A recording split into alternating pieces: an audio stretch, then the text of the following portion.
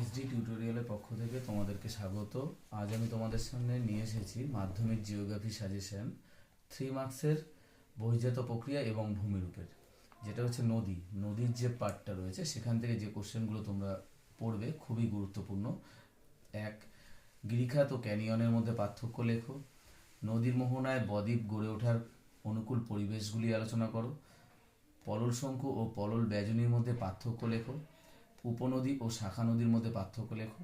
নদীর বহন এবং ক্ষয়ের কার্যের যে প্রক্রিয়াগুলি সেগুলি আলোচনা করো।